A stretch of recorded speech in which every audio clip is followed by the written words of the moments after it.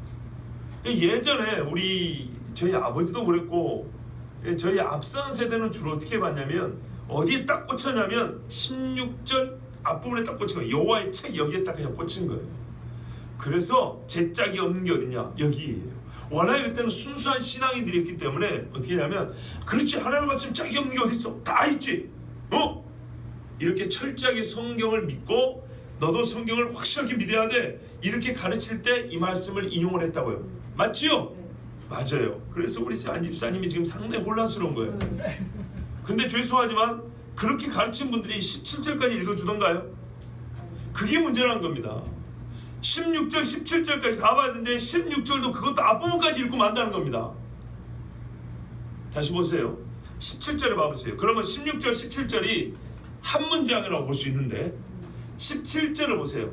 그것들을 위하여 제비를 뽑고 그의 손으로 줄을 띄어 그 땅을 그때 나누어 준다. 만약에 여호와의 책으로 봐버리면 하나님이 자기 책에다가 줄 띄어서 땅 나눠주고 제비 뽑아주고 뭐 그럽니까? 안 맞죠? 이제 뭔 말인지 아시겠죠? 예. 적어도 최소한 16절하고 17절은 한 맥입니다. 그것들 이것들 계속 반복된다고요. 그러니까 그것이 무엇이고 이것이 무엇이냐를 옛날 선배들은 여호와의 책이라고 봤다 이 말이죠. 왜? 15절과 16절은 다른 맥락이라고 봤기 때문에, 그리고 맥락을 그렇게 중요시 여기지 않았기 때문에 갑자기 여호와의 책 나오니까 딱 꽂혀가지고 16절에 여호와의 책, 그리고 그 뒤부터는 그것을 가리키는 건 전부 다 앞에는 여호와의 책 이렇게 봤어요. 그리고 뒤에는 안 보고 앞에만 보니까 짝이 없는 것이 없다. 여기까지만 보고 끝났어. 더 이상 볼 필요 없어. 아멘. 이러고 가버렸다 이 말이죠. 근데 가만 보니까 바로 이것들에게 하나님이 땅을 나눠준다네.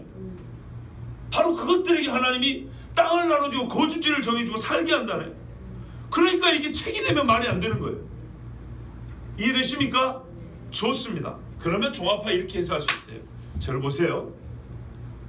16절 17절은 15절까지 결론이 있고 추가로 교훈을 더 주신 게 아니고 15절까지의 말씀, 즉 에돔이 황폐하여 사람들은 없어지고 짐승들이 가득하게 살게 될 것이다.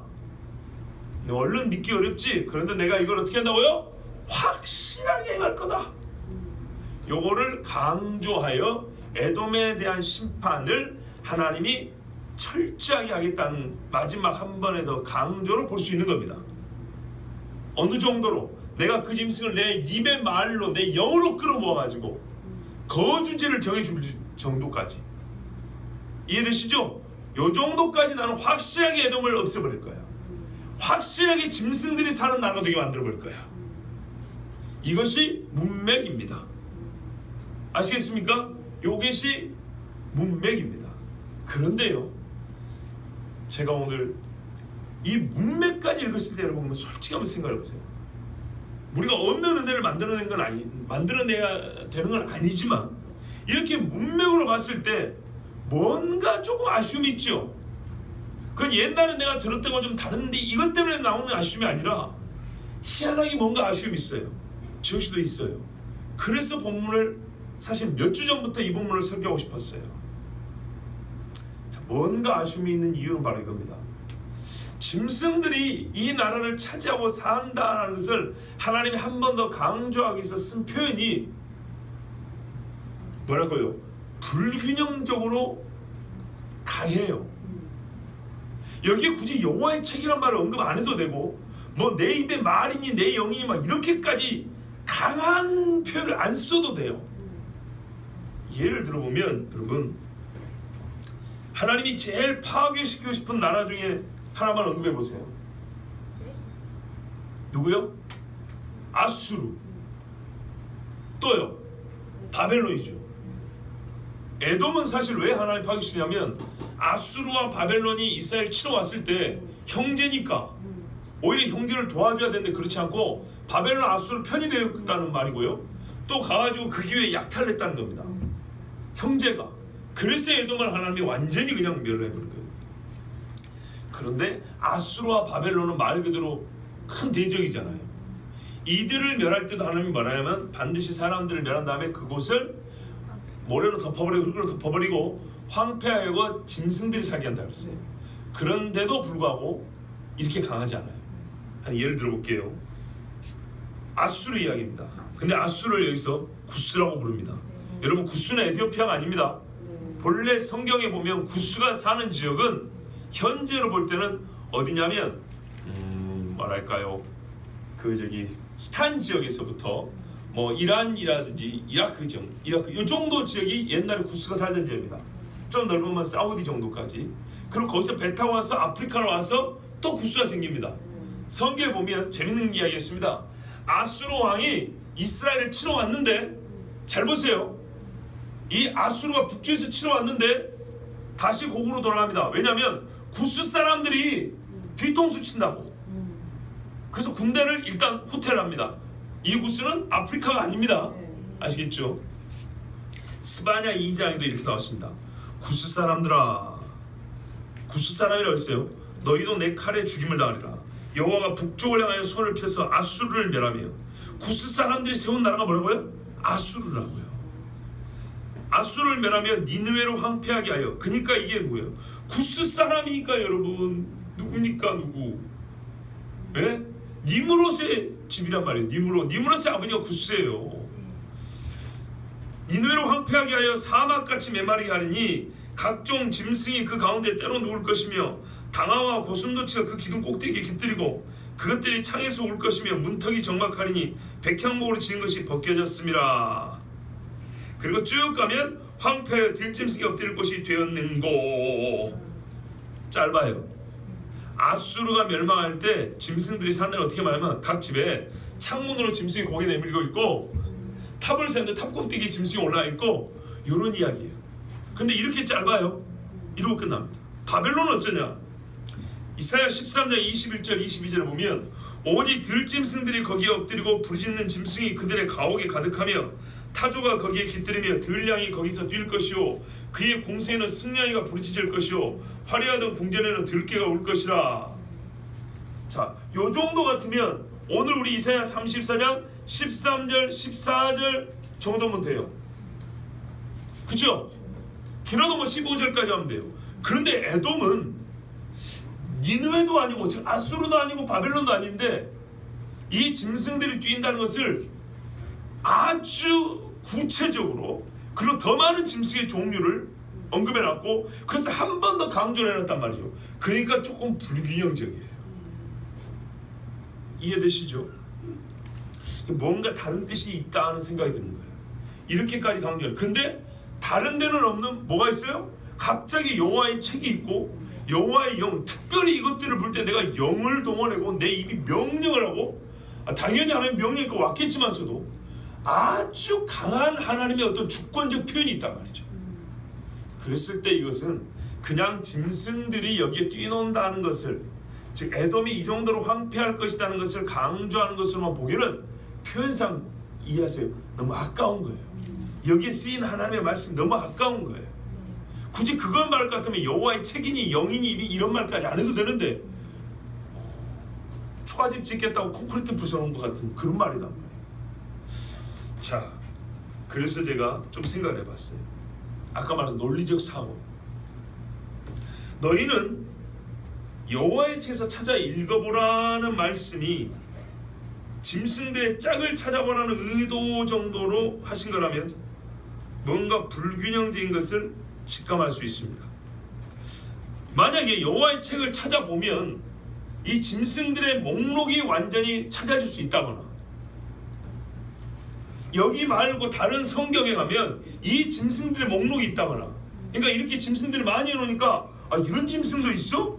하나님이 이런 짐승도 만들었어? 의심하지만 하나님의 책에 한번 찾아봐. 이 짐승 목록이 빠진 게 있는가? 여기서 빠진 것이 하나도 없고 그랬죠? 무슨 말, 여호와의 책을 찾아보면 알 수 있다는 거예요.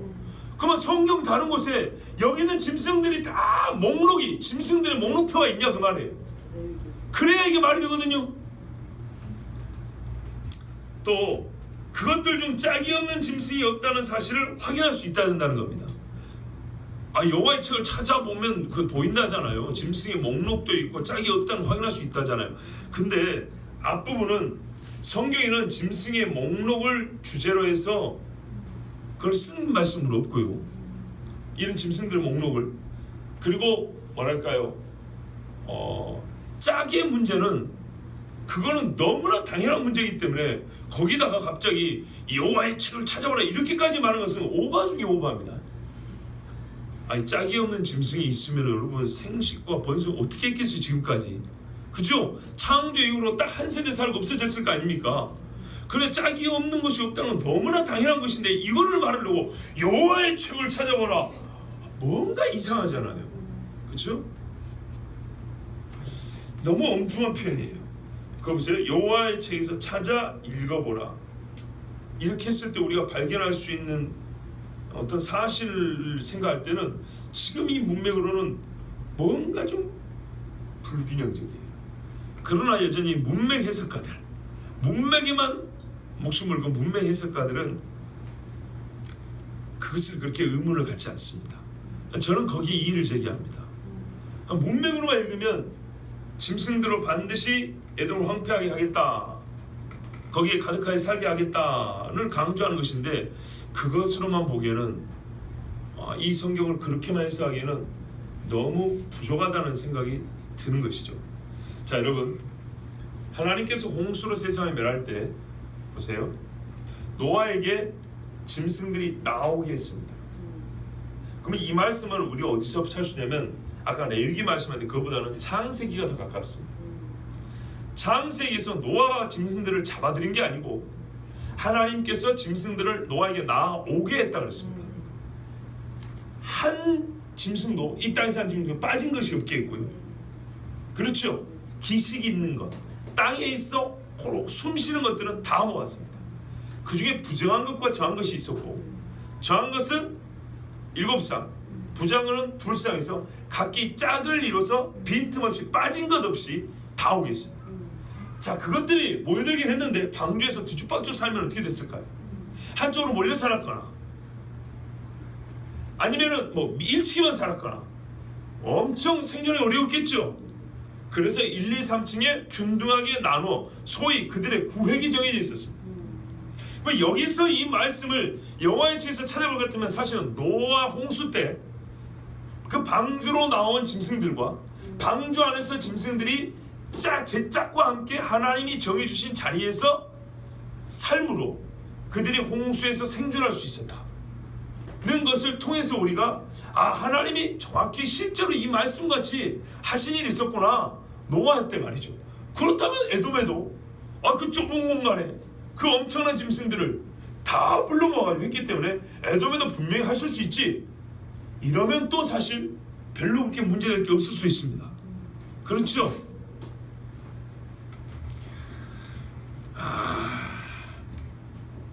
그렇게 해서 다시 노아 때처럼 말하면 되잖아요. 노아 때도 그래가지고 세상을 심판했잖아. 에돔의 심판도 그렇게 확실한 거야.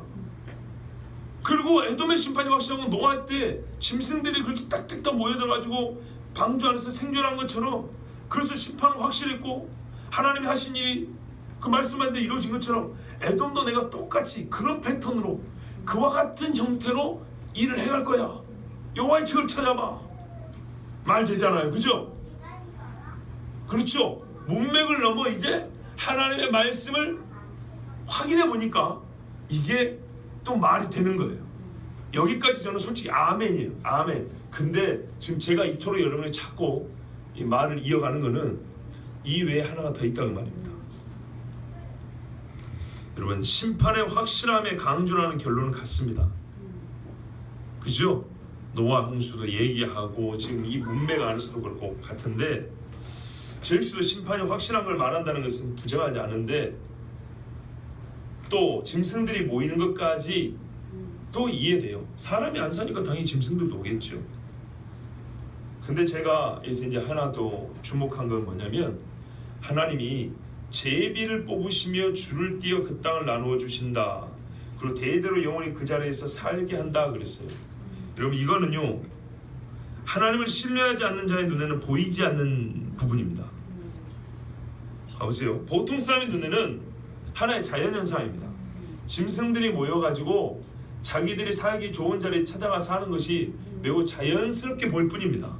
근데 하나님은 뭐라 하냐면, 이것은 내가 거주의 경계를 정해줬고 제비를 뽑아서 살 자리를 나눠줬기 때문에 이렇게 말합니다. 아시겠죠? 생태계의 일반적인 모습이 아니라 하나님께서 자기의 능력과 지혜로 그렇게 정해줬다는 겁니다. 정해줬다는 겁니다. 근데 이것이 처음부터 하나님께서 계획하시고 사람들의 보기에는 이해가 잘 안 되는 부분이잖아요. 안 보이는 부분이잖아요. 이게 어떤 의미에서는 사람의 이성적 눈을 넘어서는 현상이 앞으로 발생할 거라고 말해 주는 겁니다. 이렇게 잘 보세요. 사람들이 겉으로 보기에는 그냥 짐승들이 사람 없으니까 몰려들어가지고 주인 없는 집에 개들이 몰렸고 막 여기저기 뒤지고 다니는 것처럼 그렇게 보일 뿐이에요. 에돔에 사람 없으니까 짐승들이 몰려가지고 막 살다가 보면은 여기저기 그냥 구역이 나눠지는 것이지 뭐. 사자 구역 있고 들개 구역 있고 코끼리 구역 있고 이런 것이지 뭐. 그런데 그게 아니고 창조 때도 하나님이 그렇게 만드지 않은 것처럼 너희 눈에는 안 보이지만 내가 에돔 땅의 짐승들을 불러와서 여호수아에게 제비 뽑아 땅 나눠준 것처럼 사람 눈에는 안 보여요. 안 보이는데 이들이 사는 것은 어떻게 해서 이 지역이 살게 되냐면 내가 땅을 딱 정해줘서 줬기 때문에 이렇게 살게 된 거야, 이렇게 말씀하고 있다는 거예요.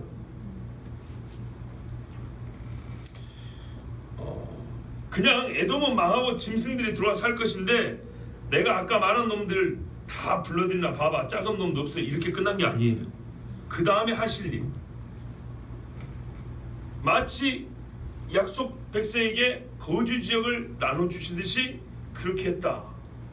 그리고 이 말씀은 어디에서 이어집니까? 너희는 여호와의 책에서 찾아 읽어보라 에서 이어진 말씀입니다. 그러니까 참 이게 설명하기가 너무 어려워요. 짐승들이 와서 산다는 것을 말하기 위해서는 여호와의 책에서 찾아 읽어보라가 없어도 말이 되고요. 뒤에 하나님이 제비 뽑아 땅을 나눠주셨으니 거주의 경계를 정해주시니 이런 말 없어도 요거 제거하고도 강조는 된다고요. 강조만 하려고 할 것 같으면. 봐보세요. 15절에 제짝과 함께 솔개들도 제짝과 함께 모이리라. 그 다음에 어떻게 해요? 바로 어디로 가면 될까요? 맨 끝으로 하면 돼. 17절 끝으로 그들이 영원히 차지하며 대대로 거기에 살리라. 이래도 된다 이 말이죠. 그런데 16절하고 17절 전반부까지는 굳이 필요하지 않는 상당히 그 뭘까요? 뭐지? 좀 이게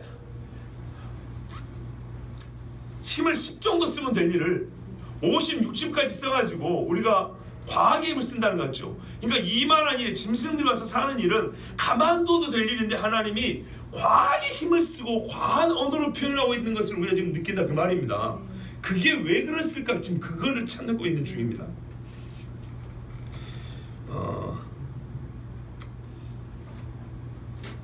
이것은 이제 제가 결론을 말씀드리면 하나님의 책으로부터 사람의 이성과 일반적인 눈으로 볼 수도 없고 이해할 수도 없는 일들이 있다는 것을 이제 다시 찾아보면 찾아질 것이다 라는 암시가 된다 그 말입니다.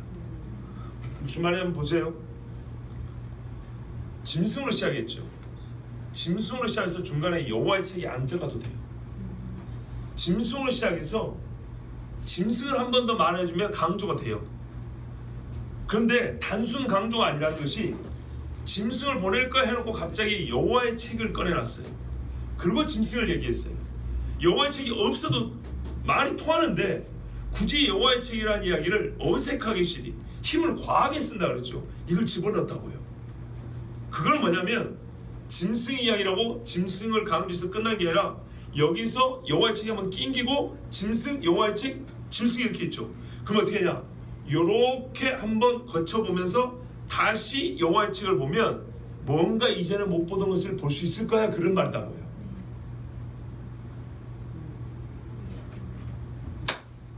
어렵구나. 자 보세요. 짐승들이 몰려들고 그것들이 암수 짝을 이루어 온다는 것은 굳이 성경을 보지 않아도 당연한 이야기입니다. 그런데 그것들이 각 종이 정해진 대로 정해진 지역에 정해진 수가 연수대로 산다는 것은 완전한 하나님의 주권과 섭리대로 된 것입니다.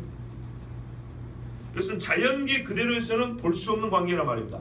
짐승이 몰려서 사는 것은 자연계에서 볼 수 있는 이야기인데, 하나님이 말한 이 짐승들이 정확하게 짝을 이뤄서 와서 어느 특정한 지역에 사는 것은 일반 사람들 눈에 보기에는 그냥 뭐 그러다 보니까 짐승들이 제가 살고 싶어 사는 거겠지. 그런데 그것이 아니라 하나님 뭐라면 내가 계획한 대로 된 것이고 내가 뜻한 대로 된 것이고 내 능력으로 한 것이라고 지금 말씀하고 있다 이 말이죠. 근데 그 사이에 가운데 여호와의 책을 찾아 읽어보라 끼워놨단 말이죠. 그러니까 단순히 짐승들이 몰려서 산다는 게 아니라 짐승들이 몰려와 사는 이 행태를 보면 여호와 하나님께서 처음부터 계획하시고 본인의 지혜와 능력과 섭리로 해서 정말 우리가 일반적으로는 이해하기 어려운 광경이 펼쳐진다는 거예요. 아시겠죠? 이해하기 어려운 광경이 펼쳐진다는 거예요. 근데 이해하기 어려운 광경도 하나님을 모르는 사람들은 어떻게 생각한다고요? 그냥 예서는 넘기는데 하나님을 아는 사람들이 볼 때는 참 특별하네, 참 희한하다 이렇게 본다고요. 이렇게 볼 줄 아는 사람들에게 하나님 한 번 더 말씀한 거예요. 즉 에돔이 심판을 아는 정도의 사람들에게는 자, 짐승들이 이렇게 사는 거 맞지? 희한하지? 특별하지? 내가 하지 않고는 이런 일이 있을 수 없는 거지? 예, 그런 것 같아요. 이제 깨달았으면 다시 성경을 봐봐. 앞으로 너는 성경을 볼 때 보는 눈이 달라질 거야. 예산 일처럼 보이지? 아니라니까. 자연스럽게 뭐 살다 보면 그런 것처럼 보이지? 아니라니까. 무슨 말씀 이해되시죠?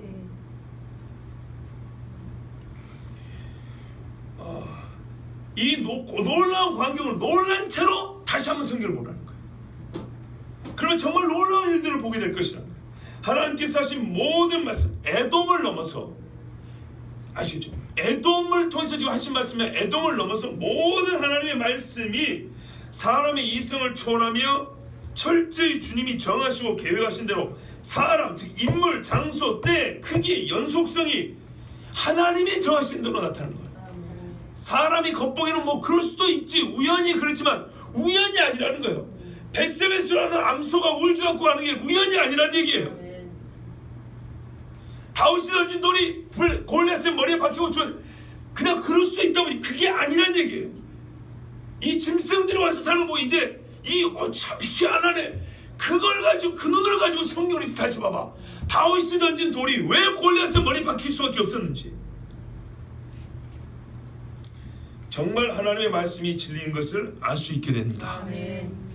즉 에돔에 관한 예언의 확실함을 넘어서 전체 성경이 완전히 빈틈없고 모순과 허점이 없는 완벽한 진리임을 깨닫게 된다는 뜻입니다. 그러므로 문맥 해석, 문맥으로만 해석하는 사람은 옛 선배들의 해석의 오류, 문맥도 잘 보지 않는 해석의 오류를 바로잡는 것까지 성공했지만 말할까요? 성경의 완전성과 완벽함을 무시할 수 있는 해석에서 멈춰버렸어요. 어디서요?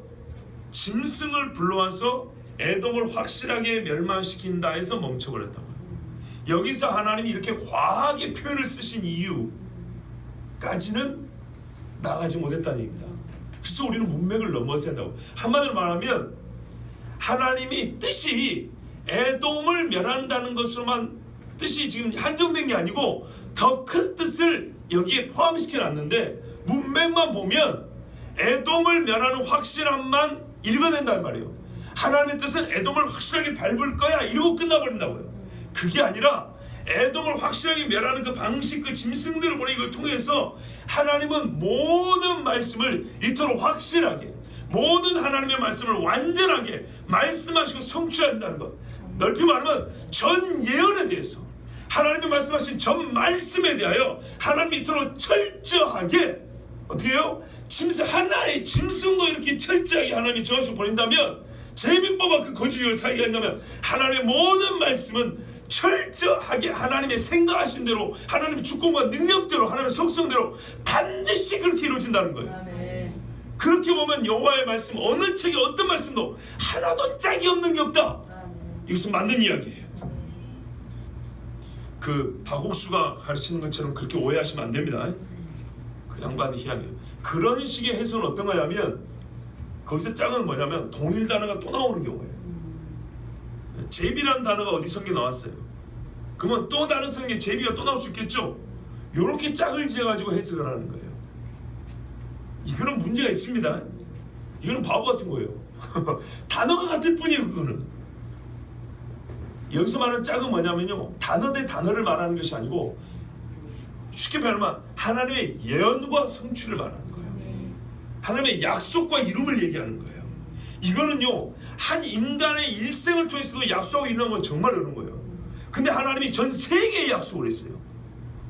모든 피조물에 약속했어요. 그러면 각 피조물에 대해 하나님은 가장 적합한 의를 이루셔야 돼요. 우리는요, 우리 40명의 관계를 맺어도 각 사람에게 의와 죄에 대해서 정확하게 보상과 형벌을 내릴 수가 없어요. 계산 자체가 불가능하다고. 무슨 말 이해되죠? 우리는 한 가지 케이스는 그게 가능할지 모르지만 인생 전체를 놓고 이 얽히고 섞인 것을 정말 홍과 욕을 쪼개듯이 다 쪼개가지고 각 사람에게 받아야 합당한 보응을 우리 인간은 절대 할 수가 없어요. 그런데 이 모든 보응이 이렇게 모든 계산이 다 완벽하게 이루어져서 이 나라에게는 이렇게, 저 나라에게는 저렇게, 그 나라 사람 중에 누구에게는 이렇게, 저 사람에게는 저렇게 하나님 그렇게 해주신단 말이죠. 맞죠? 이 철저. 그러니까 우리가 그걸 아셔야 돼요. 하나님이 나 한 사람을 판단할 때도 우리가 생각하는 나는 그렇게 범위가, 나의 삶의 범위가 그렇게 좁지 않아요. 우리가 살면서 어릴 때부터 지금까지 만나온 사람들 생각을 해보세요. 각 사람에게 만났던 사람의 수와 했던 말과 그때 관계와 심정과 형편과 사정을 다 고려를 해보세요. 정말 놀랍습니다. 한 사람의 인생을 정확하게 분석 분해해서 하나의 오차 없이 판단을 내린다는 것은 하나님에게 불가능한 얘기입니다.